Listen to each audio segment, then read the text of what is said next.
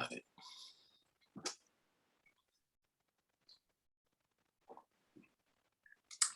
Good morning. Hello, good people of Chi, of the healing field.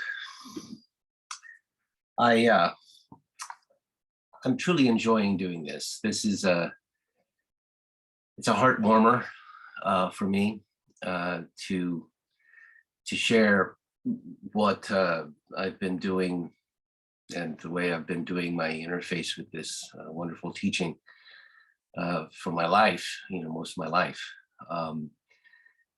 It's nice for me to be able to share it to a place, people that it doesn't feel. I feel like it's not falling on mute ears. That you're gleaning something from me that's good, but ultimately that you're gleaning from the book, and so I wanted to thank everyone for the kind words you do. You send in the chats. David reflects those to me later on, which is really nice. Also,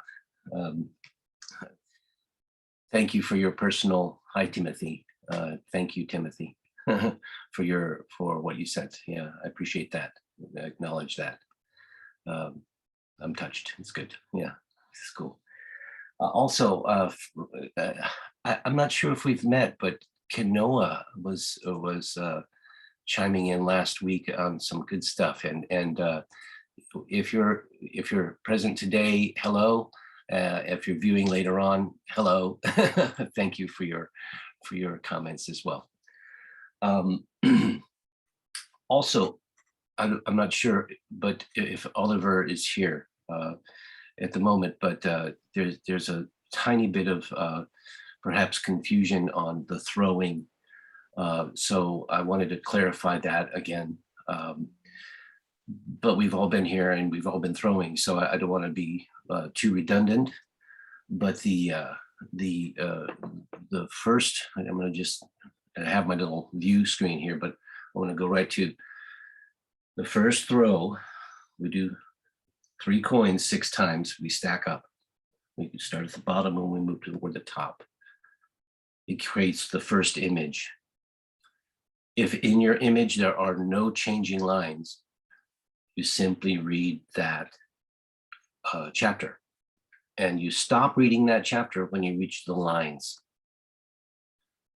If your first hexagram has changing lines, you will read the chapter, and within the section that is called the changing lines, you read the lines that changed. Like say you had a changing line in the 3rd place, you read only in the lines area, the one that refers to the changing line of the 3rd place. This will lead you to the 2nd hexagram, which has a different view and a different chapter. You read that chapter only up until the lines, and that's where you stop reading that chapter. So that's the condensed, clarified, hopefully, version of the throw. Hope that helped. And so I'm going to do the normal process here, which is to go to the little prepared agenda, so to speak, of the day. I got questions and review. I'd like to do a little questioning if anybody has things.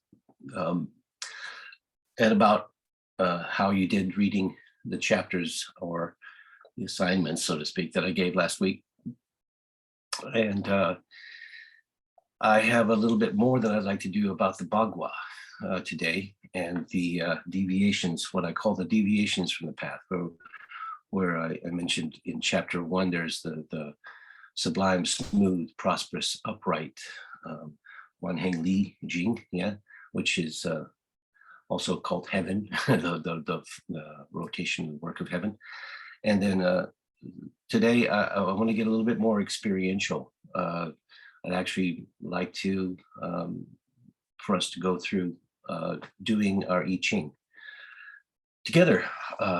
not as a conglomerate throw, but as a let's do it. We'll do it together, which will be hopefully cool. How did everyone do on reading the various assignment things last week? Did everyone get a moment with hexagram number 2, sort of by a show of hands? Yeah. Any feedback on the reveal that you may have had, or does anybody want to chime in and share any perceptions?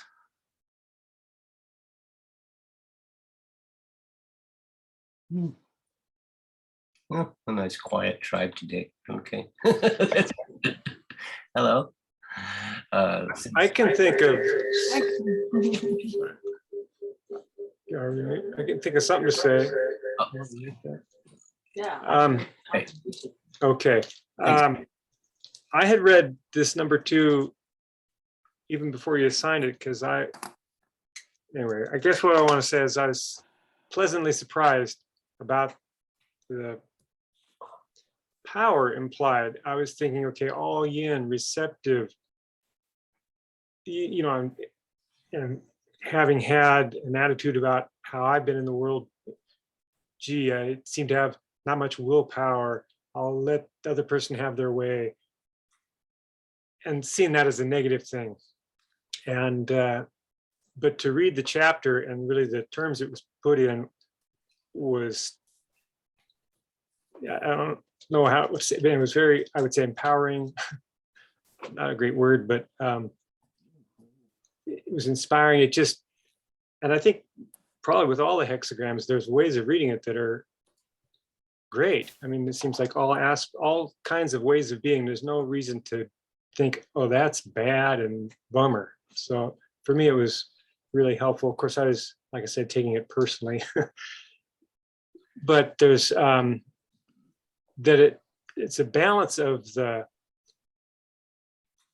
I'd have to read it to paraphrase, but that the without receptivity, there's not going to be anything happening. You got to be a place for it to happen. So that was really profound. Beautifully said.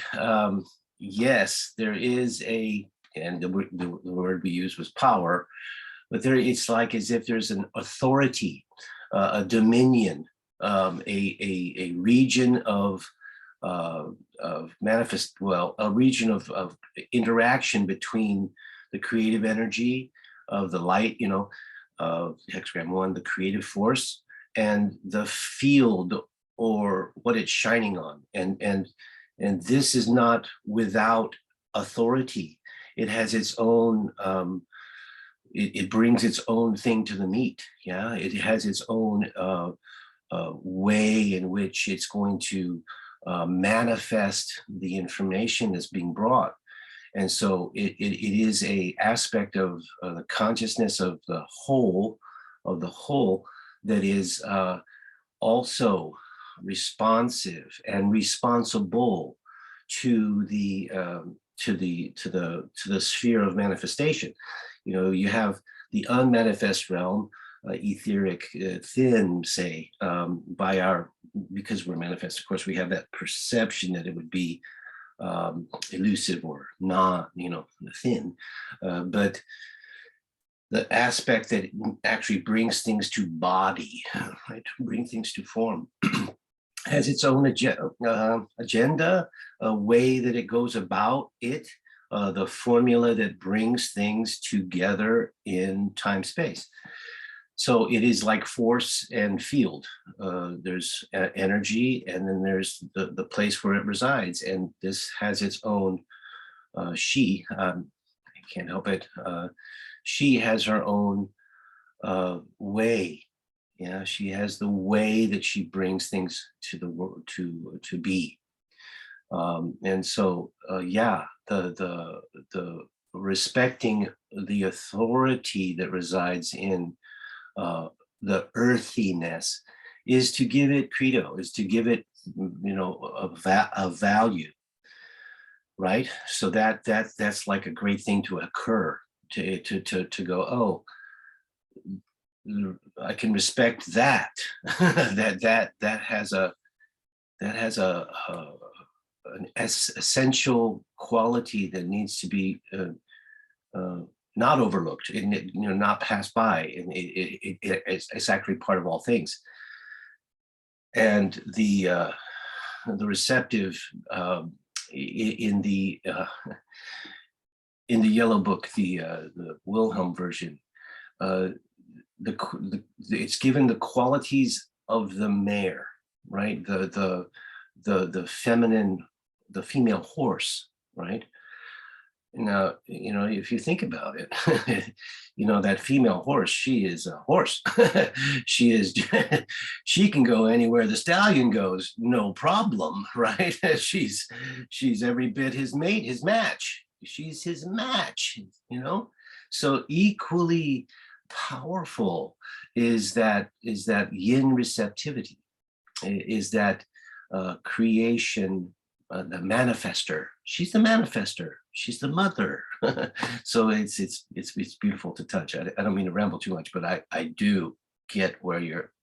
Yes, it is a valid statement to go, oh, wow, I was thinking one half. Now I'm thinking a whole, or yeah, right. It's good. The beauty of receptivity perhaps was again translated, reinterpreted, influenced by a period of time in human development.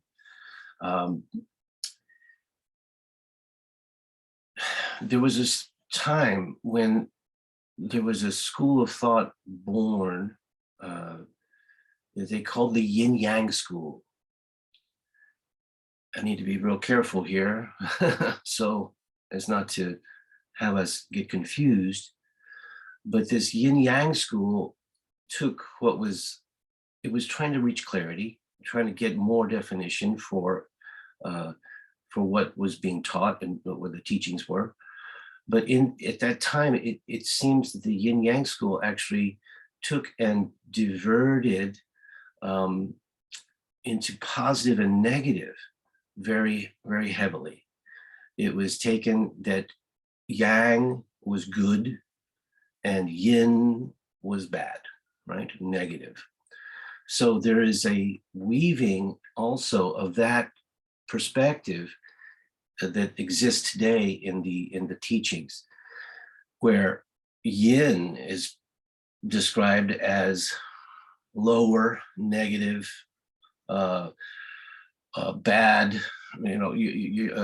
hardened, evil, even, gosh, it's unfortunate because there we have the all yin being described as something incredibly bad, that's a negative connotation placed on the receptive, and it's darn it, right? But through that yin yang view, it also, if we just hold it in the right place, it can give us another depth of perspective on the interpretation of lines, in that, something that is become stagnant and not moving, stubborn like earth, hard-headed, all those things, right, is resisting the very fundamental quality of the universe, which is that everything is in a constant state of transformation. Everything is change. The law is stated, we've heard it before, you read a little Tao Te Ching. The one constant in the universe is change. Everything is changing. So anything that's stubborn or resisting or staying static, stubbornly not moving with the time, is going to create resistance or conflict. So something that has the inability or the not desiring to go with the flow is going to be like a tree that's trying to grow or has grown in the middle of a river, right? The tree that's grown in the middle of the river is going to be constantly bombarded with the flow of the power of water, and it's going to be eventually uprooted and become a log floating down the stream. But while it's remaining firm against the process of the force of change, there's going to be currents of white water and torrential things in its environment.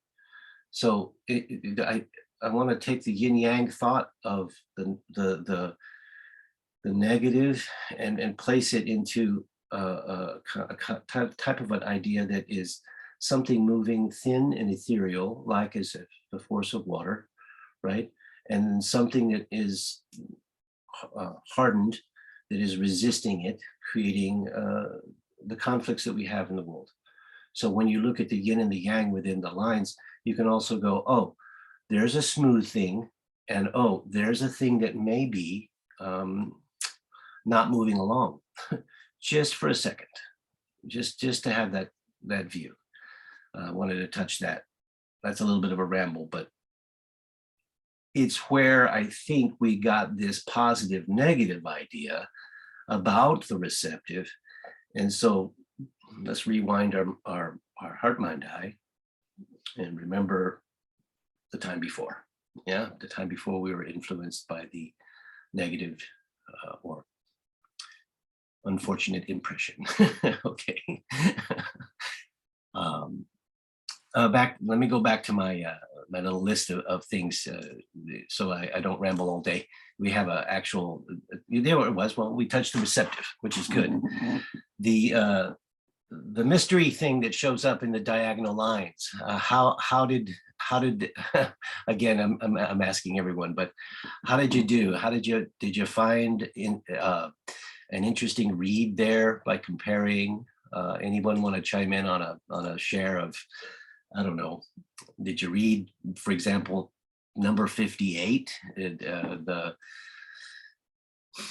joy, the tui? Anybody?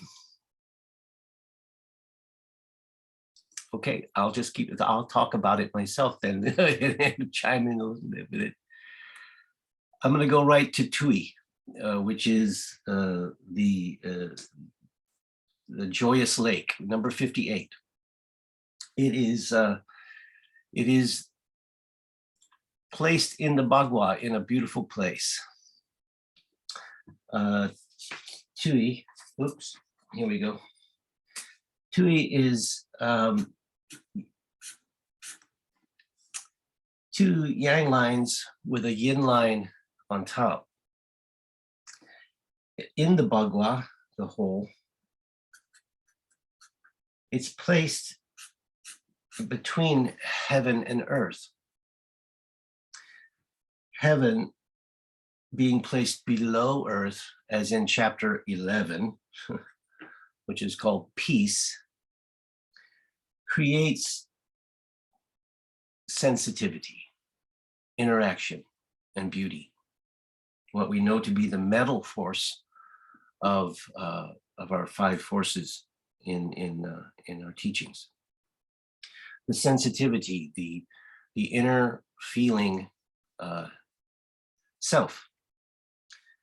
But looking closer at the symbol that is metal, or we have strength within. We have an abundance, a fullness of strength on the inside self that expresses itself gently in the media, in the world. So looking at the stacking of the trigram as innermost, and then central, and then external, right? The medium of gentleness is how the strength meets the outside world. That's the beauty of joy and of joyousness. And in the Tao, that is the place where we experience joy.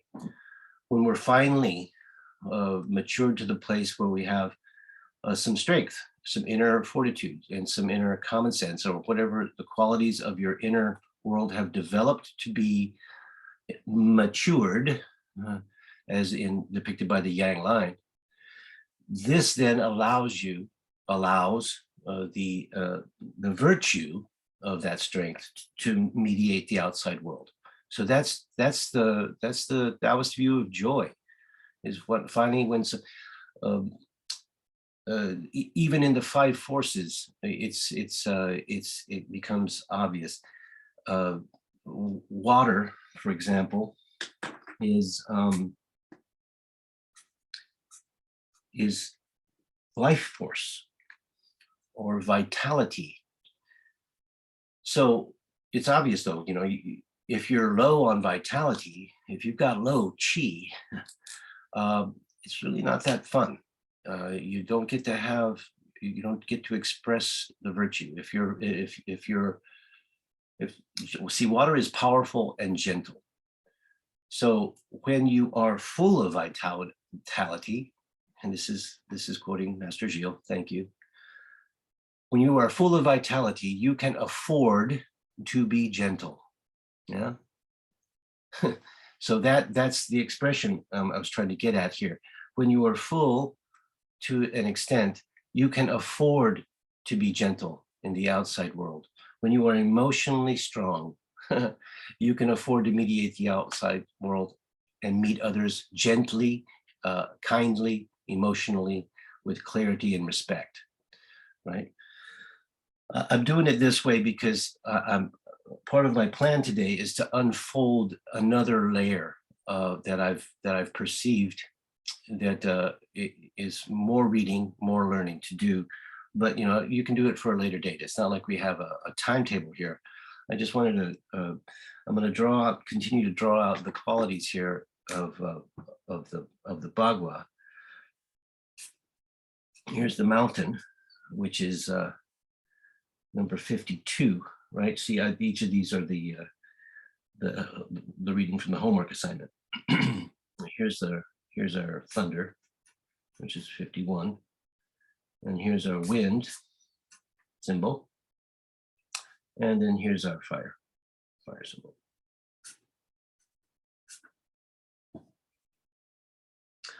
Okay, I did pretty good there.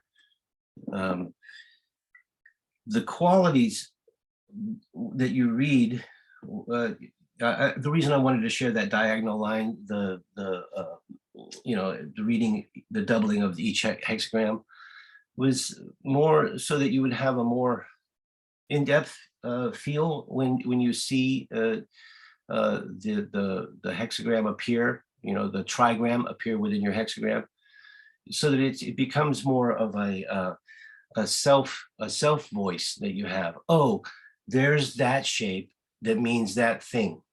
I'm gonna stop the visual here. That brings me to the very topic, actually, of experiential throwing, which is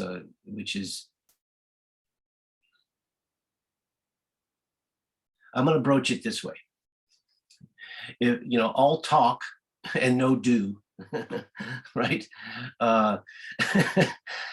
It doesn't really get anything done. It's like the yang without the yin. You know, if you don't do it, you know, you got to walk the walk. So you know, I learned early on that if I took and applied to my life what I was being shared through the voice from the book, it worked.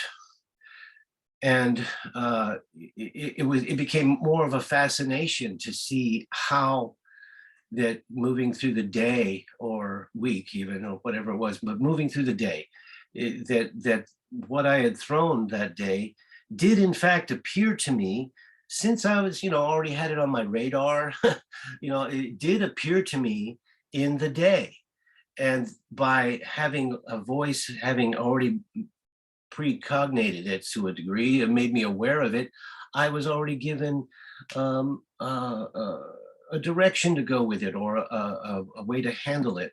So what I'm trying to get at is, as you throw the I Ching, if you were looking for it, you will find that the stuff you are talking about that your hexagram information is going to show up, and it's in your life.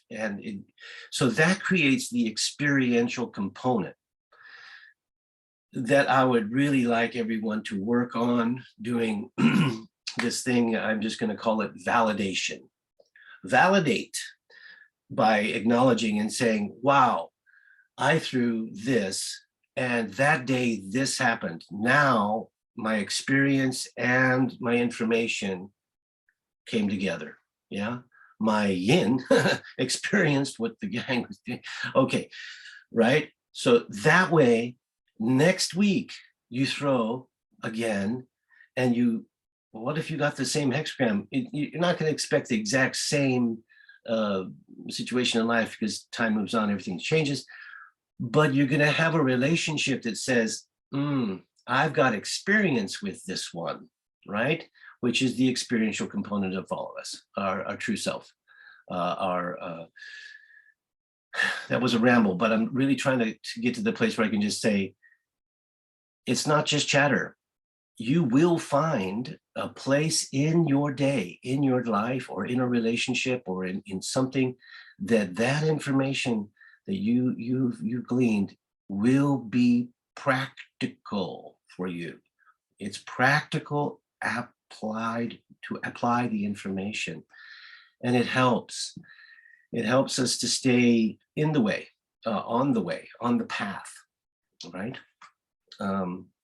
They call it the path of least resistance, the smooth. That's one of the virtues, sublime, smooth. If you stay on the path sublimely, things will go smooth for you. It should, right? Okay, back to the view. I rambled a bit, but I wanted to have everyone that's all. Look for the experiential component, please. So I did the share on the doubling of each hexagram, which here, just for this case, I'm going to doodle it real quick inside. Okay, that's what you get when you double this hexagram. Now I'm moving right along to this thing that I've wanted to share with others who read this book. So I'm gonna do it here. This is fun for me. Now, I also have a view of a few of these things that it's, if you take and blur your vision rather than looking directly at the lines, and you look through the book, you may find this, that if you blur your vision on the hexagram TUI, you can also discover that it looks like that. Does everyone follow me there? In other words, if you blur your vision, right? So the hexagram fire would look like this. You see? Yeah. The hexagram, the trigram, sorry, thunder would look like this.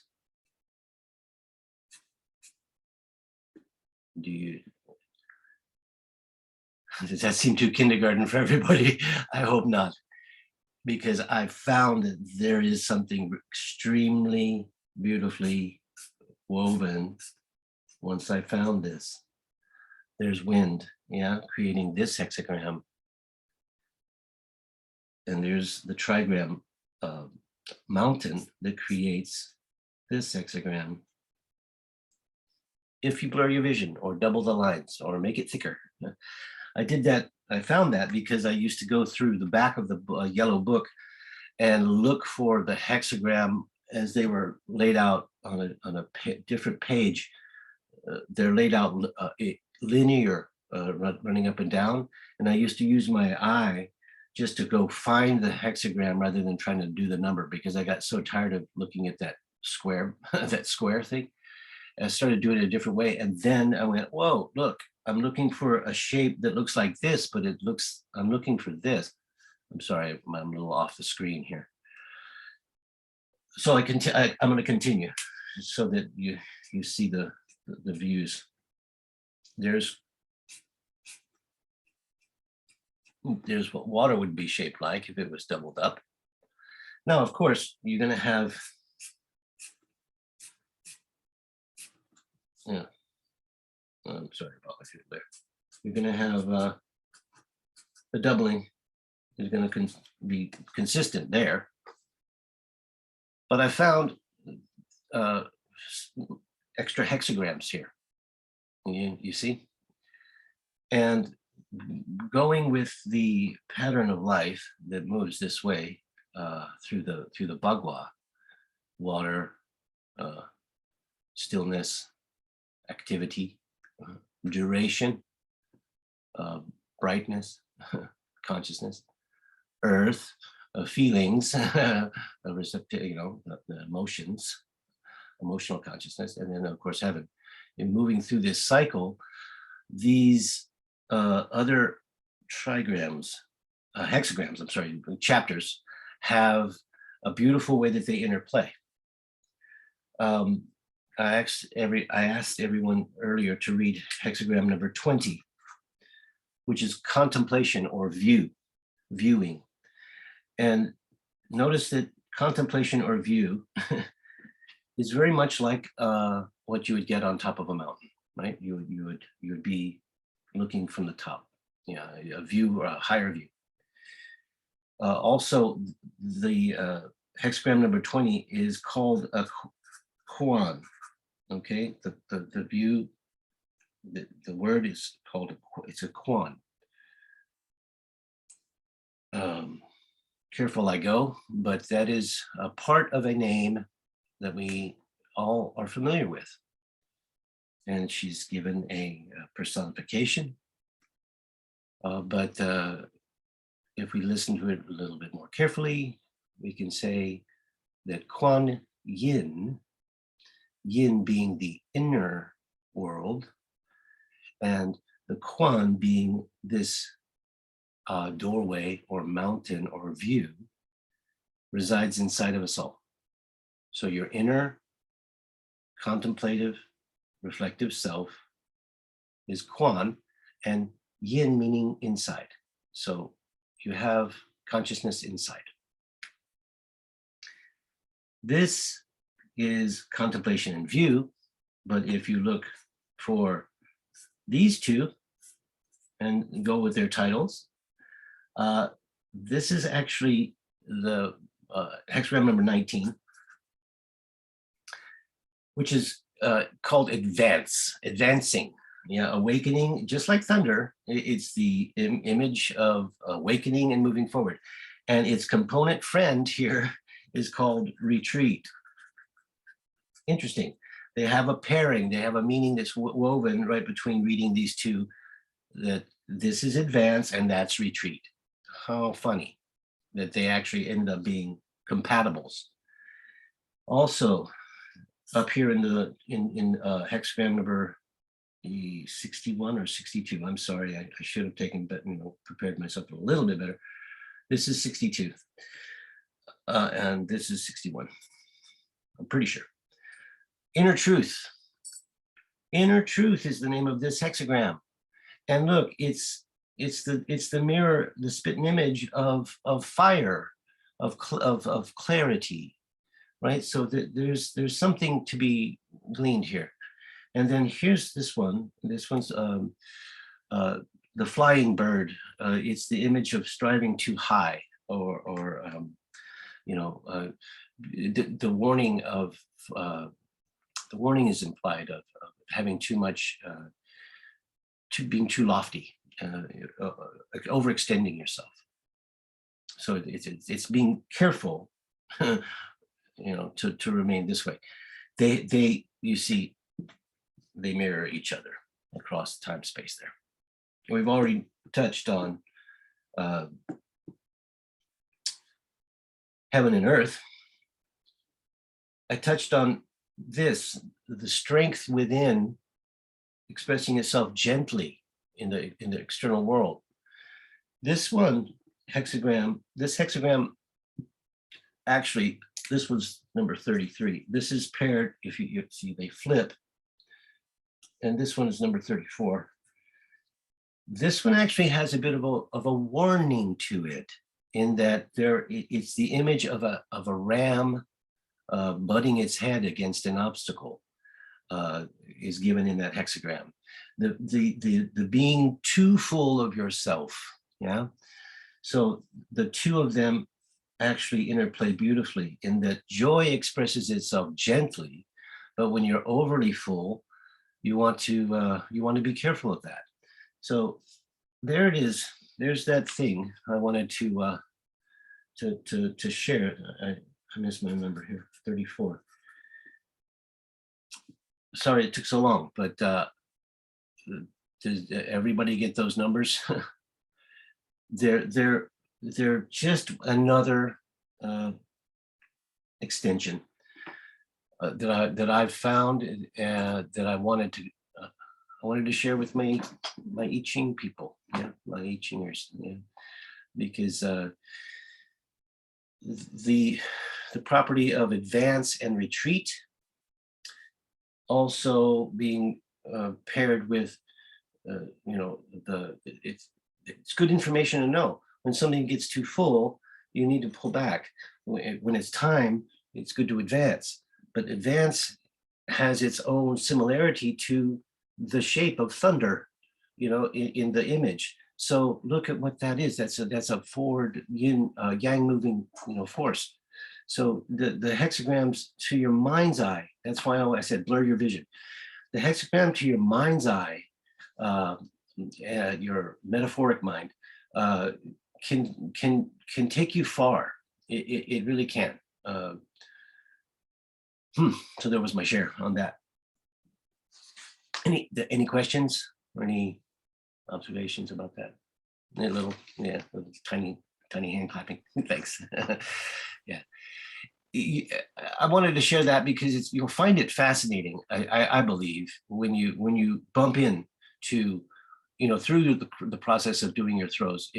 When you do, eventually you'll throw, retreat. You'll throw 34, and you'll be like, oh, there's that one that looks like, oh, it looks like wind. It also has, so what similarity to the quality of the force of wind is retreat? Oh, I see.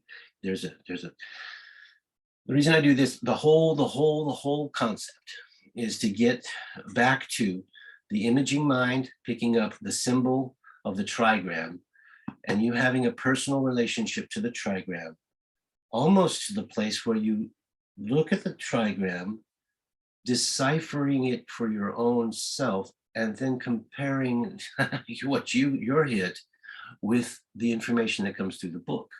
Yeah, getting it sounds advanced maybe, but no, it's not. It's actually quite doable. If you have a direct relationship to the forces and you look at the trigram or the hexagram, you will also be able to already tell the story of what you're being told. Yeah. Cool. Oh, so now I'm going to go back to that was my extended bagua, and I don't want to take too much time because we have a practice to do today. It's going to be fun. But right here, deviations from the path. This might take a moment, but it's worthy. The best way I can describe this, I found this in other books, by the way, before having come across Watching Knee's book. I don't know if everyone has purchased this one. It was on the suggested reading. It might be one of the most expensive ones that were there.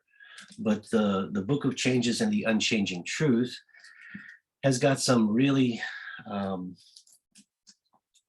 amazing things that are made available in the beginning of the book. The introduction to Taoism by this fellow is quite special. That's all I can say. This, if there's a book to get to satiate your both spiritual doubt and information of how things work. This is a good one. So I do strongly suggest getting this book. Now I marked the spot in the book that I have downstairs, and so I'm sorry to be looking for it, but I'm going to simply say it this way, and then I'll eventually find the thing. We all have an innate knower. I'm going to skip the book even, and I'm going to just say we all have an innate knower of what's right and good, and it's not necessarily in our thinker. Okay, our thinking mind, our rational self, it can contemplate, can view, but it's very influenced by the external reality and information and teachings and people.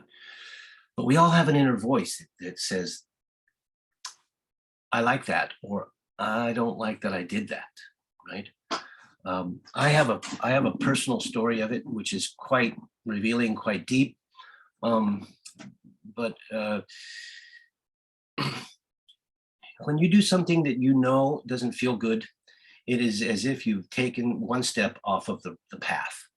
And if we just call the path Huan Heng Li Jing Chen, yeah, the sublime smooth, the wheel rolling forward on the smooth, undivided path, smooth, prosperous, upright, good virtuous behaviors.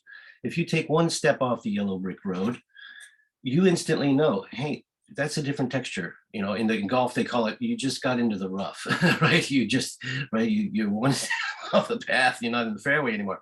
It's a different texture. You instantly know if you've done something that doesn't feel good to you. And that's not a thought, it's a felt sense. It is a knower. Your experience says, I don't like that. And instantly you go, and you course correct, you get yourself back on the yellow brick road. So that's one deviation. Now, inside yourself, no one has to tell you, I didn't like that happened. Yeah, you knew already. And so you made the course correction. But if you know better and you still take another step off the path, right? Now you've gone 2 steps off the fairway. Now you're in the rough, the deeper rough. And you will know, it's like you should have known better, they would say, right? Others who would be looking at you would say, oh, now he didn't course correct. He's gotten one more step off the path, right? That's when you would be like making a conscious choice to continue to the 3rd step off the path into deviation. Others would begin to be able to see you. So the first step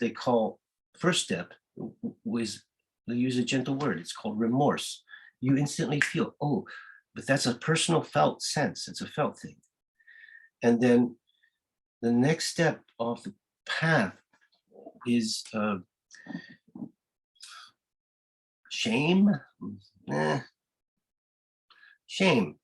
You would feel ashamed of yourself for having continued off the path. Again, inner feelings, all your own. You would go, I wish I hadn't done that. I did it again, and I am not going to do that. You're going to course correct.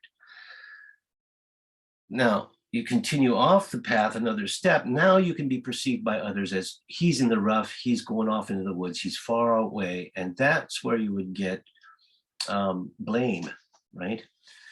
People would, blame, yeah. Then you continue off the path, you're far afield, you're lost in the woods, you're far out to sea, right? You're in danger.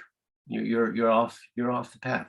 So those are the 4 deviations from the smoothness, the uprightness, the flow that is perceived in, and taught in the book, and deviations that are possible too. Yeah.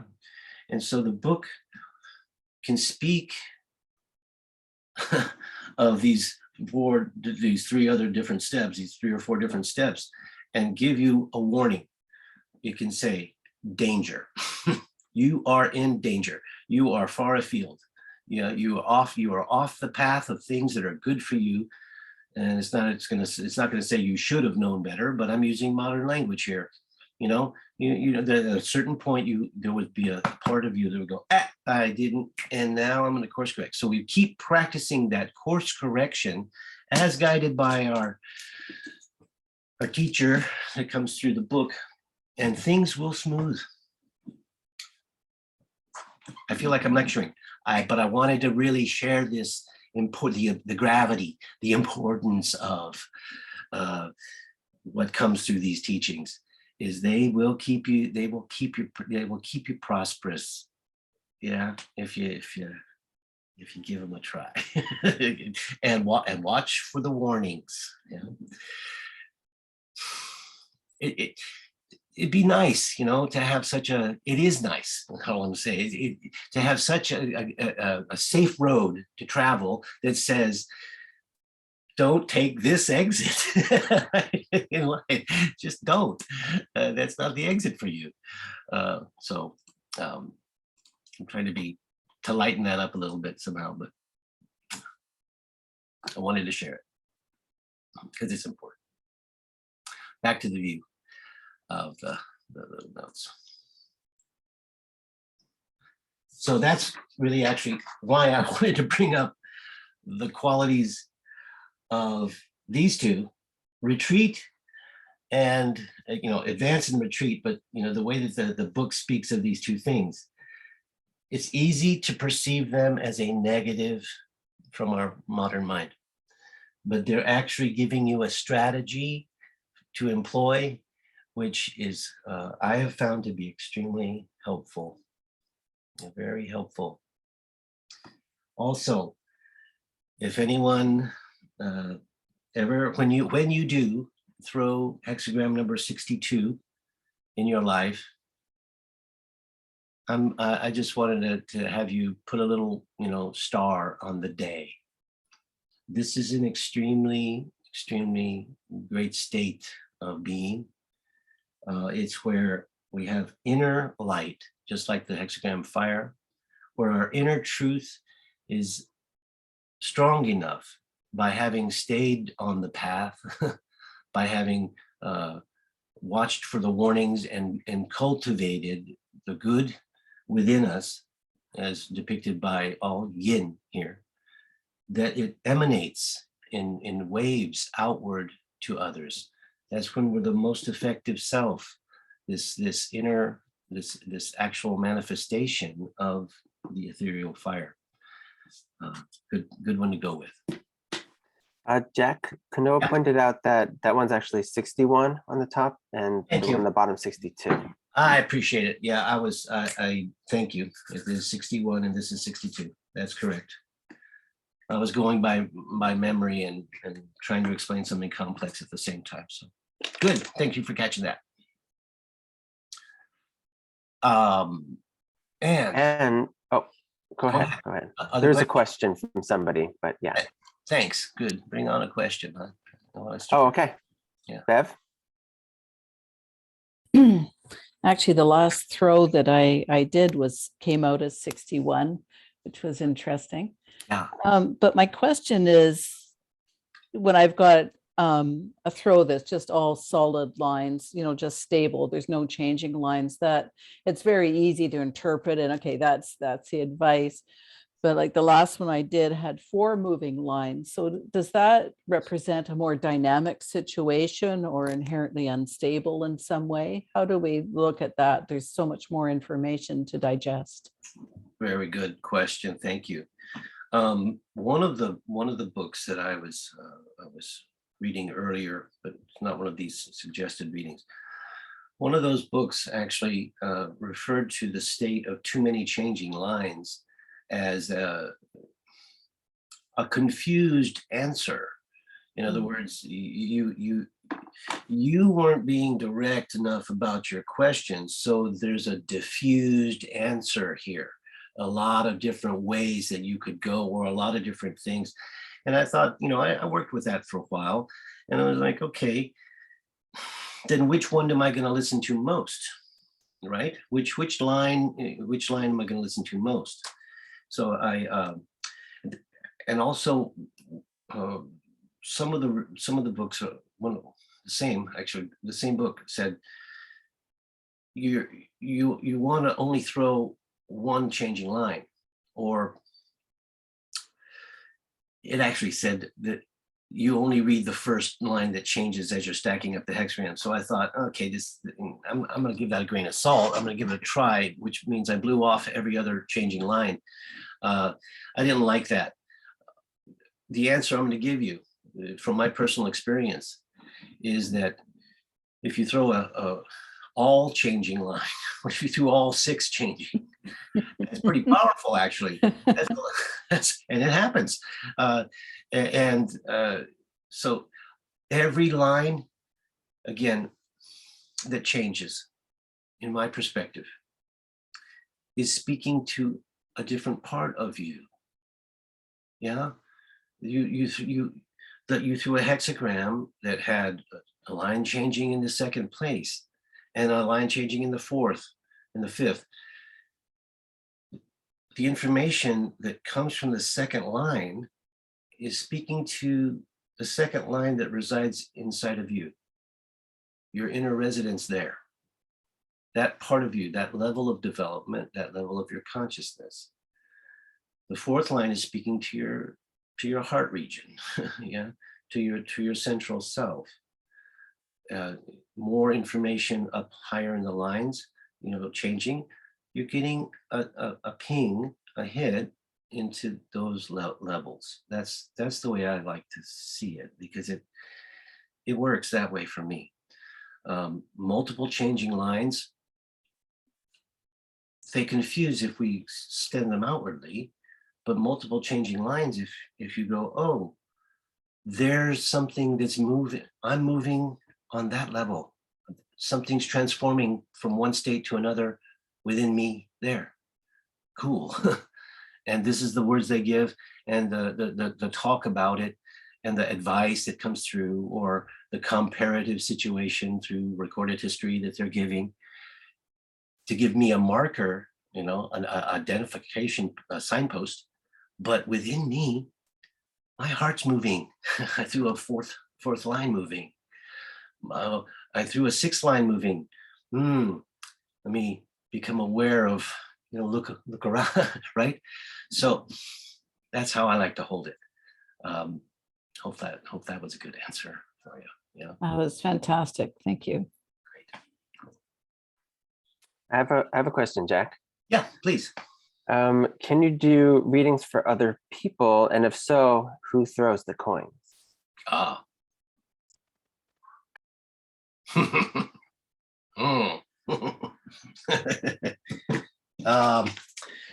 Well, first, second answer, the person would have to throw the coins themselves. They can't, you gotta be touched. So yeah, that's what I'm gonna say there. But I'm gonna go back to our very earlier class. Very careful I go with these words. But once again, remember the story of translation, interpretation, and the peaches, and the nectarine, and the kumquat misinterpretation. I would say I have been reading the I Ching for more than 40 years. I'm not going to read it for anybody. I am not going to step in between them and their mental field. I'm not going to try to translate for fear of interpretation. The person that speaks through the receptor is the person innate of the information. At whatever level of growth or consciousness or awareness they are at, the book will be able to reach them without an intermediary. And to put yourself between someone and their, I'm going to use the word God, their relationship with higher power. Let's not do that, folks. Let's show them the book. Let's show them how to throw their coins, and then let's hand it to them and say, now you read, here's what you read. Just like Mom did the first day that she showed me. Yeah, she said, oh, here's how we get there. Now you read it and figure it out yourself. And I'm gonna go, make coffee. Get out of the way. Stay out of the way. I think that that's the way I want to hold it. And so that's my advice to anyone. Got it. Thanks. Thank you. That went heavy. Sorry, but that's how I hold it.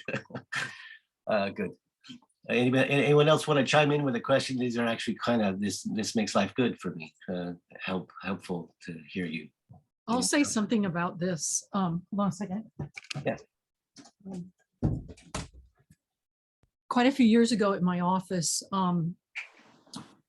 where I do Chine song and practice and so forth, we would have an annual Chinese New Year's party. This was like 20 years ago. And I would do I Ching readings for folks. Mm-hmm. And as the years went by, it would become like, I'm just sharing this just because of how it played out. Great. There would be people coming just to the party just to get that. And Right. there would be this line of people outside my room waiting for these readings. Of course. But what would happen for me, I'm just sharing this, I don't do it anymore, but what would happen for me is they would ask a question and we would both go into this space together. I would throw the I Ching and then I would just set it aside and open my eyes and talk. And it was like I was channeling. And it wasn't that I was interpreting the I Ching for them. It was that the I Ching was speaking to, the sage was speaking to me to share with them. And it was brief. It wasn't a big, long 1 hour thing. We're talking like 5, 6, 7 minutes. Someone would come in and they would just be like, I just found out that my mom has cancer. What's going to happen? Just ask me these really intense questions. And it would always be this, I want to say support. It was like they were getting support and honesty too. Yes. So I stopped doing that. I'm not doing that anymore, but I did do it before. And I felt like it was a tool, like the way doing,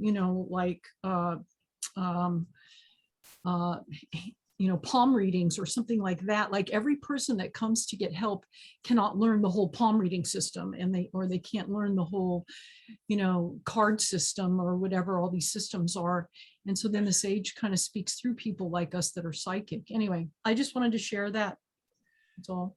No, that's thank you for sharing that. It's actually quite beautiful the way that you were doing there. Yeah, not having them throw their coins and then reading from the book to them and then helping them figuring. Instead, perhaps even at a higher level, they were throwing the coins. Maybe even you would see the hexagram that was built. It would send it again. I'm talking about that other part of the mind, that image mind. You would have a receptor in the image mind that would then give you the hit, open the doorway in your mind for the sage to speak through you. That's really beautiful. Understanding that people always want the answers. Sometimes they, when in need, people come to tarot cards or any type of an oracle, just needing to help, help. I've got a moment where my chi is low, I'm vulnerable, or I'm weak in some way, or I've got something that's happening. My mother's doing, like you said, just help me. Yeah. And everyone comes and just wants to. So I say, good job by you. Way to go. You were helping people and they were attracted to come to speak to and get wisdom. And the I Ching itself was a vehicle, a sign that said, come and we'll get some answers. And way to go, Carol. You spent time enough that you knew the I Ching, you were already a practitioner, and you were able to then go give wisdom. the movement forward though became that I stopped doing it. Yeah. And what became really clear to me, especially as the Chine song evolved, is that it's really important not to tell people what it means, Right. so that they can find what it means. And what it does is it actually develops them. The looking, the finding is part of the process. It is part of their growth. And so that's why I stopped doing it, although I don't think I did any harm or anything like that, but yeah, and No. it's supportive. Sometimes you just have to be supportive in moments, but Yeah. for the most part, when it comes to growth, it's the actual process of looking at that and not understanding it, and then somehow it forces growth. It actually forces growth. Yeah, you see, it is, you're touching something right here that's very important as Ching song practitioners. It is the difference between good intention of a good massage therapist, for example. You know, they want to rub you out. They find, oh, you're achy there. Here, let me help. And their touch is going to come with the intention to help you. It's good-hearted, yeah. Its intention is good. To, you know, let me help. It's an innate thing that we on day one have to overcome and to be a good Ching song practitioner. You can not have intention in your hand. You have to take intention out of your hand. It's the fixing is it's a band-aid, but it's not the healing. The healing comes from within the person. And so there you were doing a good job. You were giving from your heart, you were helping people. And then after a while, you outgrew that yourself, because you're right. They have to awaken from within. It's the same as the practitioner's approach in Ching Tsung.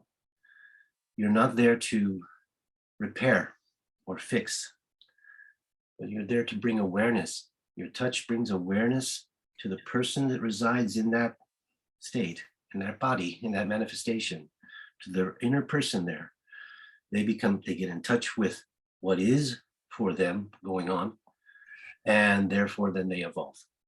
So that's the very reason why I don't want to do somebody's interpretation, because Right. the mind wants to hear the thing that's going to be the aspirin that help me fix this, you know. Right. You know, very good. So you eventually get to That kind of leads me to my third piece on this, which is good. you're talking about the deviations, and when someone gets so far lost that they're kind of more in the danger zone, that there are moments, either as an I Ching practitioner or Ching song practitioner, where you might give them a bridge, that you might give them a helping hand, that you might take them across the abyss with a little bit of interpretation, not interpretation, but just give them a bridge, because it isn't hard and fast that we never do anything, you know, for them. Exactly. So, You know, everything, and it's even said in the book, everything has an appropriate response. There is a certain place where proper thing. If someone is in the water and you have a life raft in your hand, you're going to throw the life raft. You know, you're going to say, hey, you know, it's going to come innately. You just know the situation calls for this. But if, you know, you're always there holding the life raft for everybody, then, you know, nobody's going to be getting better. They're going to be jumping overboard because they know you're going to send the life raft. You know, it's when somebody's far off in the woods, yet regardless of how far off in the woods you think they are or you perceive, with a little bit of patience, Gilles uses the curtains, yeah, you will find an opening. There will be a subtle moment within every human where you can find where you can throw your dart, where you can put your little arrow. Is regardless of how far off in the woods people are, there is still residing within them the innate person that knows better, yeah, and they will show you Yeah, if you're observing for it, they will show you. But I think we've gone a little far from the I Ching, but I think we're actually talking about the very thing that the I Ching brings, which is our ability to perceive and interact with others and self in a way that is effective. Yeah, you wait for the opening in the person, and you hold your little light, and when you see the opening, there you go. And the book teaches this in many ways to do. So thanks for that topic. It's actually quite on point with us as healers, and the use of the information that comes. I throw so often, and then believe it or not, here I'm going to share something as a practitioner.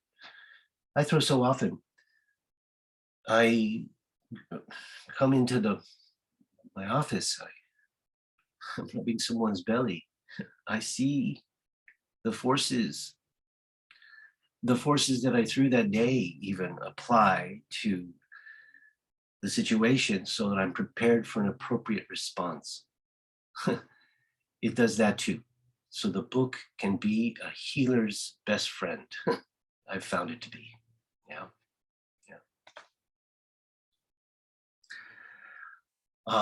Time check. Oh, let's do instead of talk. Yeah, let's I really want us to do a practice. We have one more class too. And I want to, I've already given you all the shapes, all the little, all the little pictures that I can dream up to share with you. Instead, now I'd like us to move to, again, back to the experiential component. And we're going to do this today, and then we're going to do it next week too. Yeah, there's going to be more. I would like everyone to get some coins. Get yourself a piece of paper and a pen, your book, The Way You Go. Take a moment and get your stuff situated there. We're not going to be doing this. We got about 20 more minutes or so. So let's do it a different way here. Let's go for it.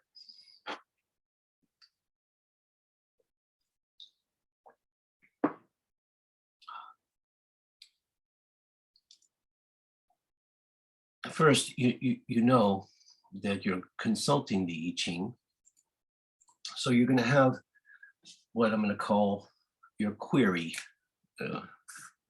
or your quest, right? Your request. This is what's happening with me today. This is what's going on. I have a question about. Great. Well, I'm just going to try to get that down to one word. We're going to call query. I might use the word quest when we're in there. Because your request is important for you, because you're asking for advice in some level of self. So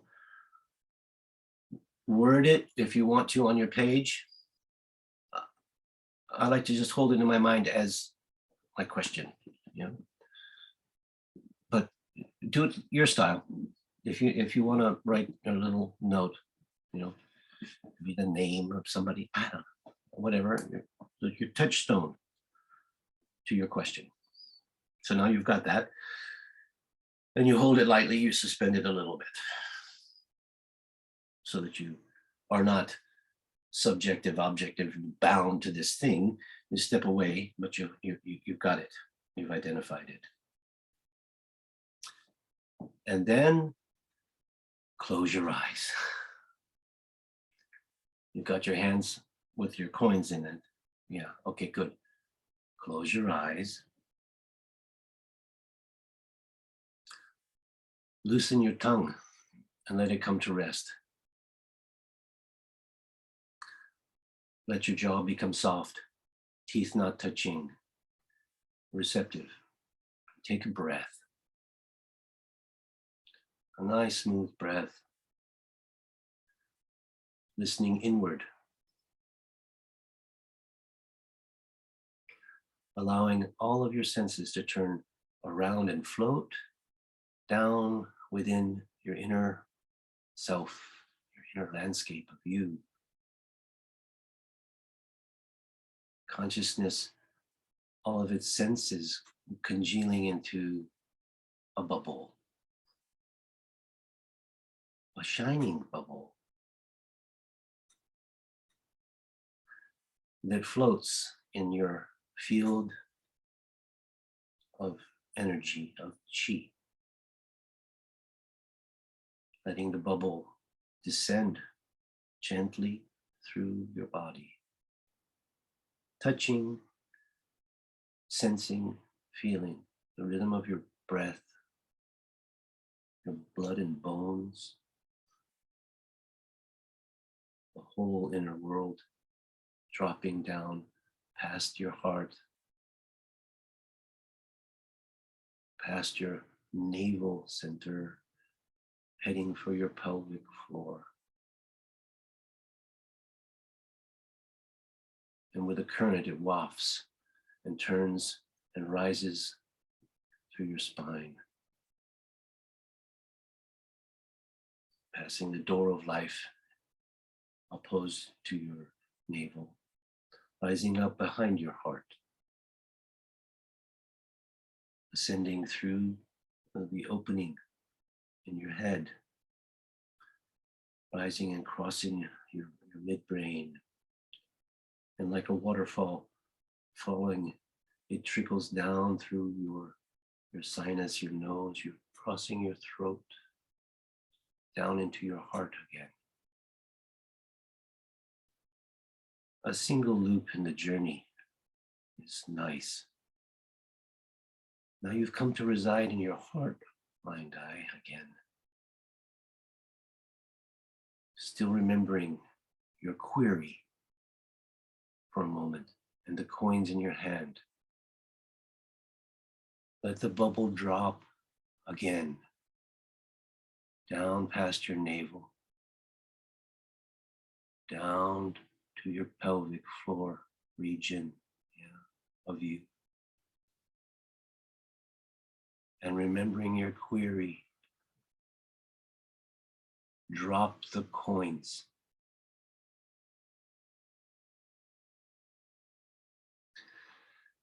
Now, of course, you will have had to open your eyes, looking at the coins quickly, just the abbreviation, okay, the heads, the tail, whatever, HHT. And then close your eyes again, not losing sight of the insight of the location of your bubble.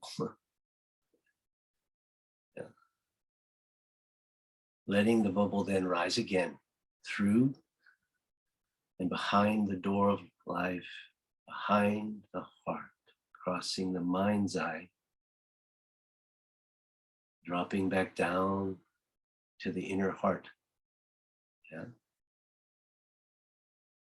Remembering your query, you've got your coins. Now drop the ball, the inner bubble, down to the level of your navel in this region. And then drop the coins.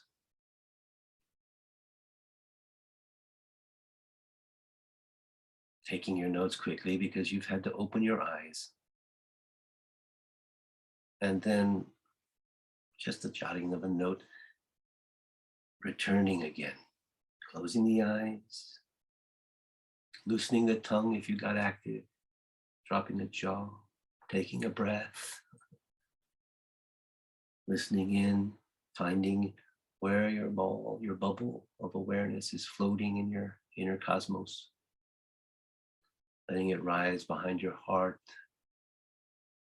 up through your back, crossing your mind's eye again, down through the throat, the path, follow the path back to the heart. And remember your question.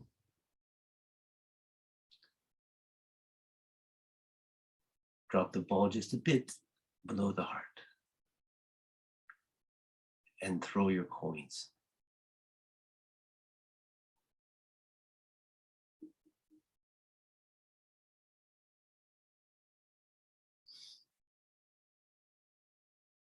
Good. Taking a quick note and then returning. Again, gathering your senses, turning them inward. Eyes in, tongue soft, jaw receptive.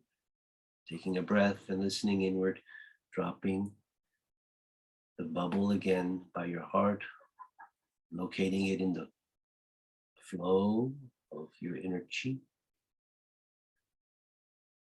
letting it rise above your heart through the head again, crossing the mind's eye, down to the tongue, come to reside again in your chest, yeah, the cave, cavity, where the light is. Remembering your question, your query, residing in your heart, and throw the coins again.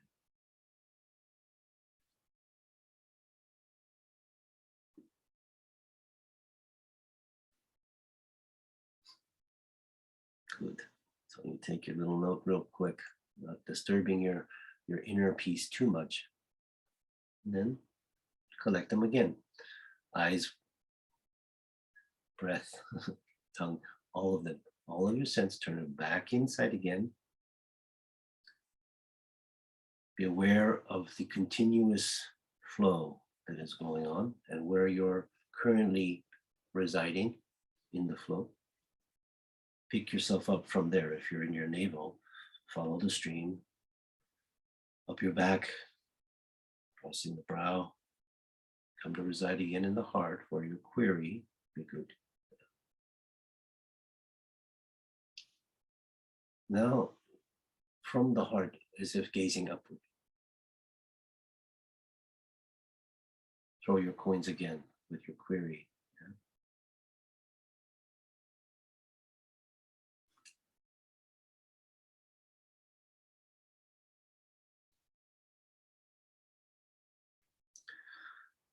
Taking the notes.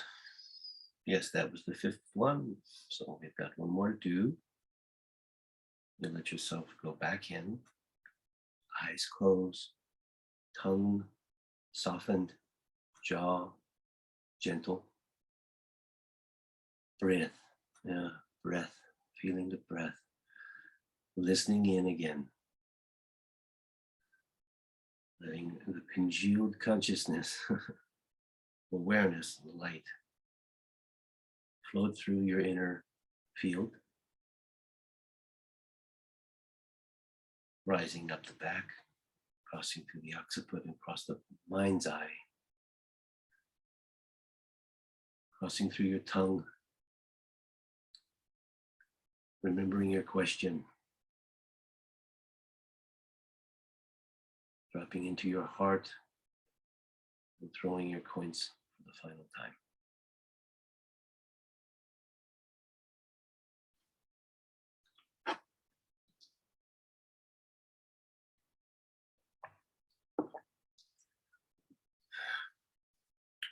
Yes, you're still residing in your heart. And now you're going to turn on your rational Wu Qi. Here we go. This is why I was so adamant in sharing that in the first class. Those little HHTs are a blessing when you do this. Yeah, you know, there's the little squib note. You stay in the inner realm. You stay working with the inner self and without becoming distracted and logical. Now you can go do your math. Okay. Now let's see, do your figuring.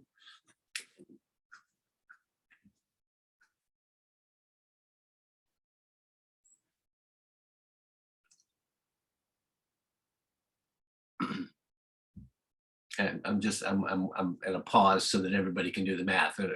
Otherwise, I just keep talking while you're thinking. That doesn't usually help. Does anybody have or anybody get stuck? Everything okay? If you're in need, chime in at this moment, since everyone's putting together their hexagrams. If anybody needs anything, just pop in. Good.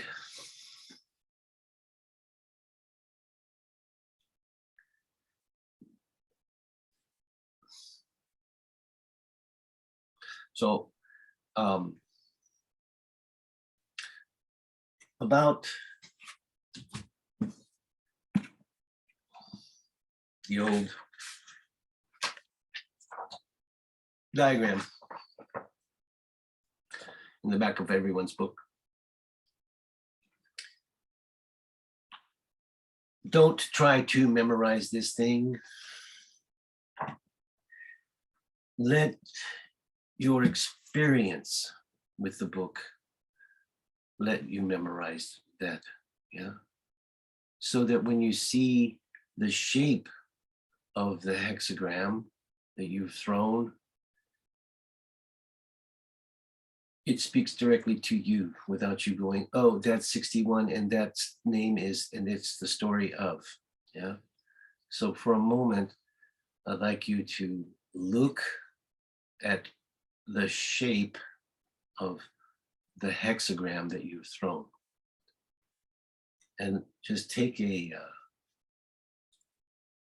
mental imprint of it, since it's going to be a mental information at first.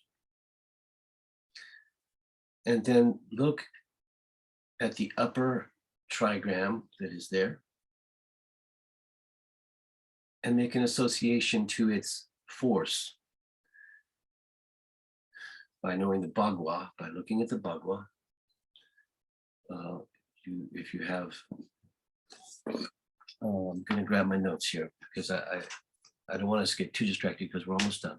But I want to share this thing. Simply, before you've gone into reading the book, you know, looking at the Bagua. If you've thrown thunder or wind, that is of the wood category. Okay. If you've thrown mountain or earth, well, that's of the earth category. If you've thrown heaven or tui, that's going to be of the metal category. And of course, water is water category, and fire is the fire category. And I use the word category because I had paper in front of me. They're the forces. They're the intelligences too. Yeah. So since we're all students of Gilles in the biology of consciousness, look at the two consciousnesses that are talking in your hexagram. Do you have wood talking to fire? Is wood above fire? Do you have water and metal? What do you have? What aspects of consciousness have appeared in your hexagram? That's all, just real quick. Yeah, I wanted to share that too, right? So before you began reading the book about, you know, the hexagram you threw, you looked for the forces that were at bear. They were influencing each other, and you can say, my feelings are talking to my spirit, or my mind is talking to my life force, my habits. Wonder what that is. Let's go have a look. And also the practice that I just led us through, the thing I shared about moving up. Yeah, we're building through the levels of individuation. Yeah, it's nice. Give it a shot. If that's the way you like to do it, I wanted to share because that's the way I like to do it. It's cool. It works. And then you get a changing line. It speaks to you, and you go, "Oh, well, it's speaking from there. Let's see." Right? There was one more thing I had.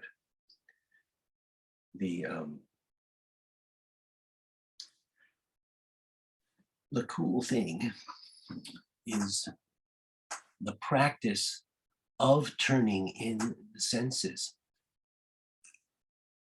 And you just did it 6 times. So you're making it easier to do every time, right?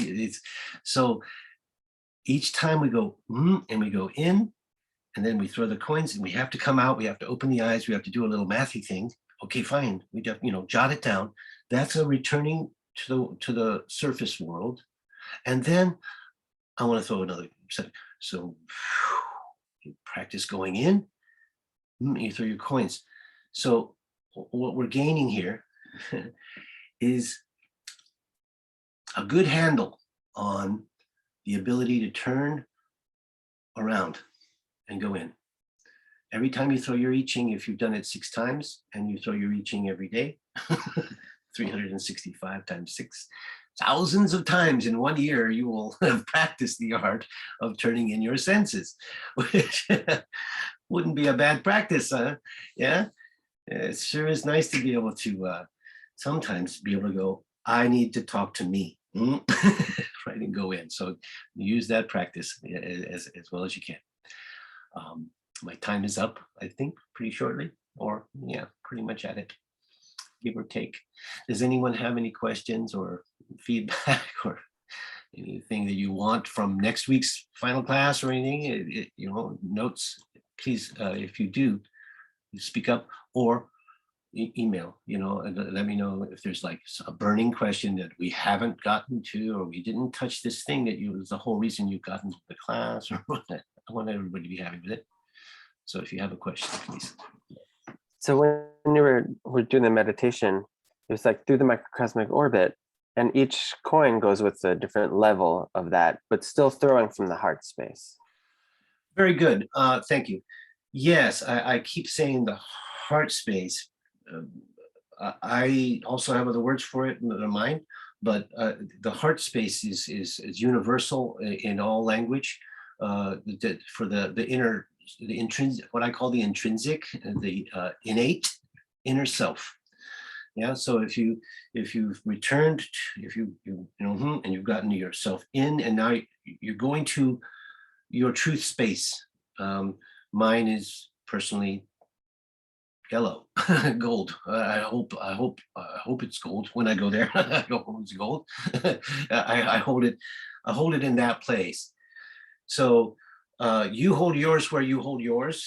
I just, thanks for the question or the thing. Yeah, I say heart space because that is what we've all come to know as the central self.